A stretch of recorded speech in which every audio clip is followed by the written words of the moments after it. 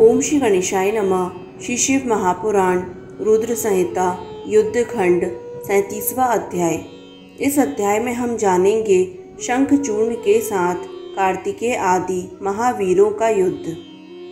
सनत कुमार बोले, हे व्यास जी, उस समय दानवों ने सभी देवताओं को पराजित कर दिया, जिससे शस्त्रास्त्रों से छत विछत अंगों वाले देवता भयभीत होकर भागने लगे।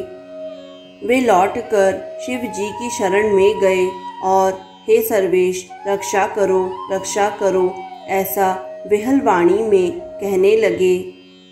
तब उन देवताओं की इस प्रकार की पराजय देखकर तथा उनका भय युक्त वचन सुनकर शिव जी ने महान क्रोध किया।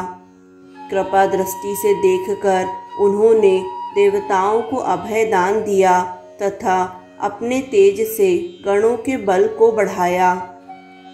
तब शिवपुत्र महावीर कार्तिकेय शिव जी की आज्ञा लेकर रण क्षेत्र में दानवों के साथ निर्भय होकर युद्ध करने लगे। तारकासुर का वध करने वाले कार्तिकेय ने क्रोध करके वीर ध्वनि करते हुए उनकी 100 अक्षौहिणी सेना को युद्ध में मार डाला। कमल के समान नेत्र वाली काली सहसा दैत्यों का सिर काटकर रक्त बहाने लगी और उनका भक्षण करने लगी।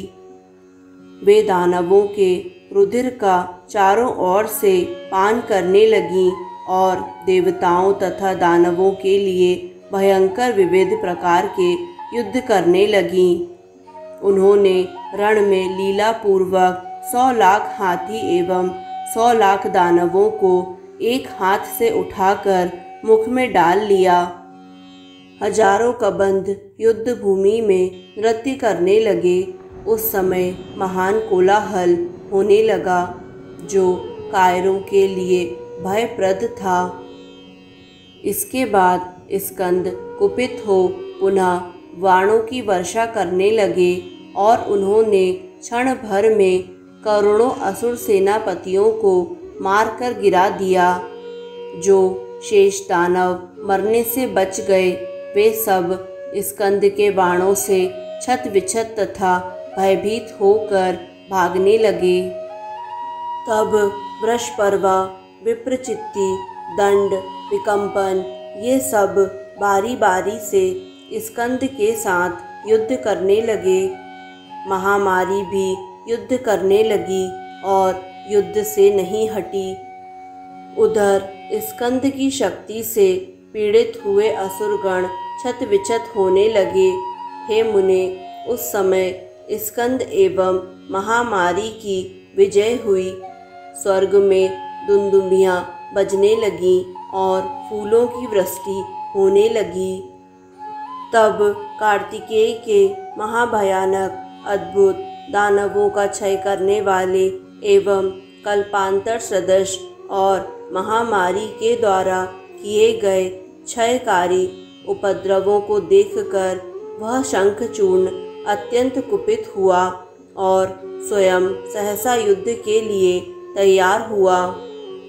वह शंखचूर्ण अनेक प्रकार के अस्त्र शस्त्रों से युक्त, विविध रत्नों से जटित तथा सभी वीरों को अभय देने वाले विमान पर चढ़कर महावीरों के साथ रणभूमि में उपस्थित हो गया और कर्ण पर्यंत धनुष की प्रत्यांचा खींचकर बाणों की वर्षा करने लगा।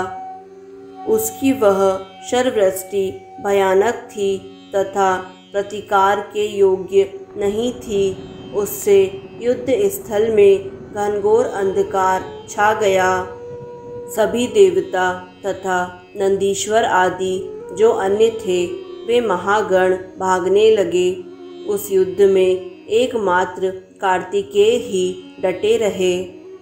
उस समय दानवराज ने पर्वतों, सर्पों, नागों एवं वृक्षों की भयंकर एवं अनिवार्य वर्षा की। उस वृष्टि से शिवपुत्र स्कंद उसी प्रकार आहत हो गए जैसे घने कोहरे से आच्छादित सूर्य। हे मुनि श्रेष्ठ, उसने मैं दानव के द्वारा सिखाई गई अपनी अनेक प्रकार की माया फैलाई, किंतु कोई भी देवता तथा गण उसे नहीं जान सके। उसी समय महामायावी एवं महाबली शंखचूर्ण ने अपने एक ही दिव्य बाण से उनके धनुष को काट दिया। उसने उनके दिव्य रथ एवं रथ के रक्षकों को नष्ट कर दिया तथा अपने दिव्य अस्त्र से उनके मयूर को जर्जर कर दिया। उसने उनके वक्ष स्थल पर सूर्य के समान दैदीप्यमान एवं आघात करने वाली अपनी शक्ति चलाई। तब उसके प्रहार से वे कार्तिकेय सहसा मूर्छित हो गए। पुनः क्षण मात्र में चेतना प्राप्त कर शत्रु वीरों को नष्ट करने वाले कार्तिकेय अपने महारत्न जटित वाहन पर सवार हो गए। वे कार्तिकेय पार्वती सहित शिव के चरणों का स्मरण कर अस्त्र शस्त्र लेकर घनघोर संग्राम करने लगे। उन शिवपुत्र ने क्रोधपूर्वक अपने दिव्य अस्त्र से उसके समस्त सर्पों, पर्वतों, वृक्षों एवं पाषाणों को काट दिया। उन्होंने पार्जन्य बाणों के द्वारा लीला से ही शंखचूर्ण के आग्नेयास्त्र को शांत कर दिया और उसका रथ तथा धनुष भी काट डाला।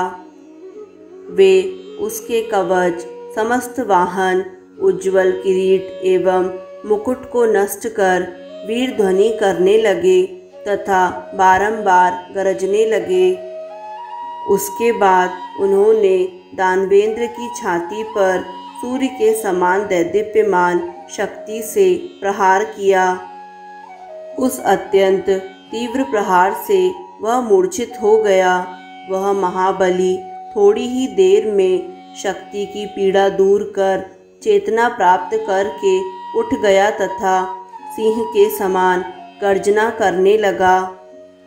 उस महाबली ने कार्तिकेय पर अपनी शक्ति से प्रहार किया।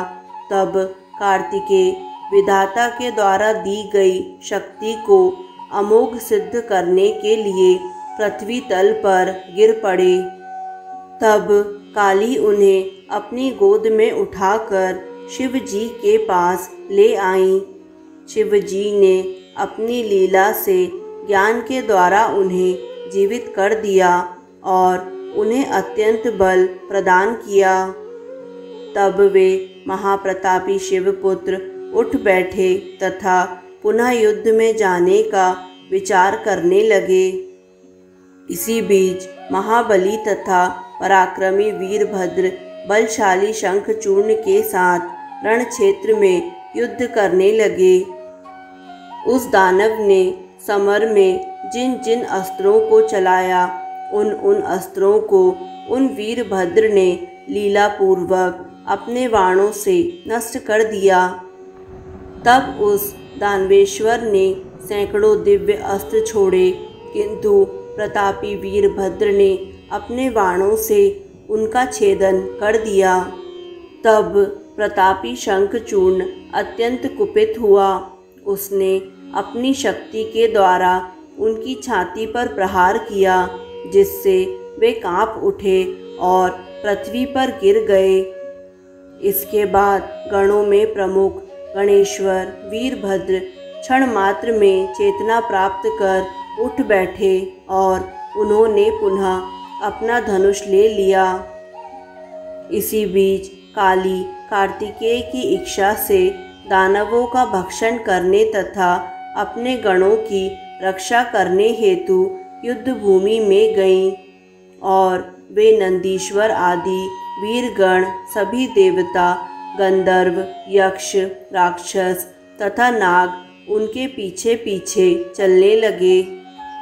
बाजे बजने लगे। सैकड़ों वीर मधु भांड लिए हुए थे। दोनों पक्ष के वीर युद्ध के लिए उद्धत थे। इस प्रकार श्री शिव महापुराण के अंतर्गत तृतीय रुद्र संहिता के पंचम युद्ध खंड में शंखचूर्ण वध के अंतर्गत ससैन्य शंखचूर्ण युद्ध वर्णन नामक 37वां अध्याय पूर्ण हुआ।